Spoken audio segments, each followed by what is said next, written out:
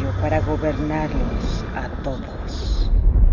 Al cumplir los 16 años, se pinchará el dedo con el uso de una rueca y morirá.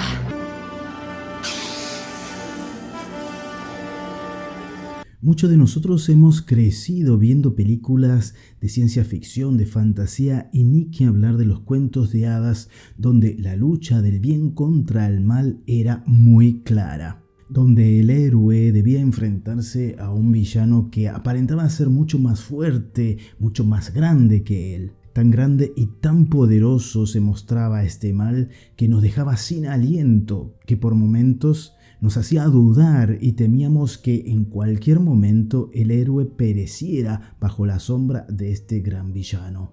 Y mientras más poderoso era el mal, mientras más poderoso era el villano, el camino y la preparación del héroe se hacía mucho más difícil, mucho más densa, más exigente. Frodo en El Señor de los Anillos, Aragorn y hasta el mismo Gandalf debe morir para pasar de ser Gandalf el gris a ser Gandalf el blanco. Mulan, Luke Skywalker y hasta el mismo Rocky Balboa se tiene que entrenar como nunca para poder vencer a la mole de Drago. Grandes villanos, inesperados contratiempos, inimaginables dificultades generan héroes. Pasando por la malvada madrastra de Cenicienta hasta el ojo de Sauron, un mal que nunca duerme. En todas estas historias, a pesar de que el mal se presenta terrible y gigante, hay algo pequeño, imperceptible, un destello que te devuelve el aliento, la esperanza. Todo depende de un hilo, y cuando el mal en su soberbia toma carrera para dar el último golpe, aparece un hobbit llamado Sam, que es capaz de tomar entre sus brazos a su amigo y llevar a Frodo hacia las puertas del monte del destino. Surgen maestros de vida, como el señor Miyagi, o un Jedi de nombre Yoda. Y cuando todo nos parece perdido, somos sorprendidos por un giro inesperado, donde el cobarde se vuelve valiente, el débil se vuelve fuerte, el que estaba muerto y aniquilado resucita al tercer día. Tolkien llama esto de eucatástrofe, giro de los acontecimientos al final de una historia que garantiza que el protagonista no sea víctima de un destino terrible, inminente y muy posible. Actualmente el cine, con Disney a la cabeza, ha dejado de lado la eucatástrofe al no presentar villanos, a diluir el mal y reducirlo para no generar miedo en las nuevas generaciones, no sea que se traumen y no puedan dormir por las noches. O en el peor de los casos, romantizar al malvado justificando que él es así porque en su pasado sufrió mucho. La nueva adaptación de Cruella, Maléfica y hasta el Joker son vivos ejemplos de esto que estamos diciendo. Y así, enseñando a las nuevas generaciones que si han sufrido mucho de pequeños la injusticia o el desprecio, la única posibilidad que les queda es ser malvados. Y así, justificar sus actos de maldad.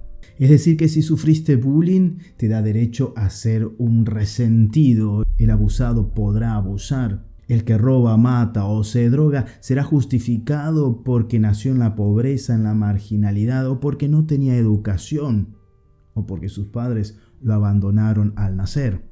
Este razonamiento es claro cuando escuchamos en la adaptación de Cruella la siguiente frase. Dicen que el duelo tiene 5 etapas: negación, ira, negociación, depresión y adaptación. Quisiera agregar una más: venganza. Cuando el mal no se identifica y se diluye, el camino del héroe se vuelve mediocre, no necesitará de maestros ni entrenamientos. ¿Qué sentido tiene vencerse a sí mismo, trabajarse y mejorarse en un mundo que pretende hacer de la realidad una fantasía y de la fantasía una realidad? Un mundo donde los padres buscan por todos los medios que sus hijos no sufran, no se aburran, no se frustren. Donde se confunde libertad de expresión con mala educación, donde predomina el sentimiento sobre la responsabilidad y lo real, donde se promueve la ley del menor esfuerzo. Los verdaderos cuentos de hadas, esos que no se quieren contar, nos enseñan valores concretos que nos ayudan al momento de enfrentar la vida. Nos enseñan a discernir entre el bien y el mal. Nos dan a entender que el héroe no nace, el héroe se hace, y se hace con sacrificio y lucha, entrenamiento y sobre todo consigo mismo. ¿Qué hubiera pasado si Mulan se hubiera quedado en su habitación llorando porque su padre tenía que ir a la guerra? ¿O si Bilbo hubiese preferido su vida cómoda en Hobbiton antes de embarcarse en esa gran aventura con Gandalf y los enanos? ¿Qué hubiera pasado si el príncipe Felipe se hubiera acobardado ante Maléfica, que se transforma en ese gigantesco dragón? Y atención, que los cuentos de hadas nos enseñan que el verdadero héroe, el bueno, no es bueno porque no hace el mal, sino que es aquel que tiene la capacidad y la fuerza para poder hacerlo y no lo hace. Porque la persona que no hace el mal porque no puede, no es buena. En todo caso, es inocua, es inofensiva. Bilbo Bolsón tenía toda la capacidad y la fuerza para poder matar a Gollum y no lo hace. Decide no hacerlo, decide ser bueno. Los cuentos de hadas, esos que no se quieren contar, nos enseñan que a pesar de todo, siempre nos debemos poner de pie. Que el mal no tendrá la última palabra, que un simple beso de amor verdadero puede cambiar la historia, puede resucitar muertos, que la amistad es crucial, que los maestros son una bendición y que el mal, tarde o temprano, siempre pierde. Yo soy Fray Helio, un peregrino gris, más en este mundo, paz y bien, y a portarse bien, porque sé que puedes. Yo.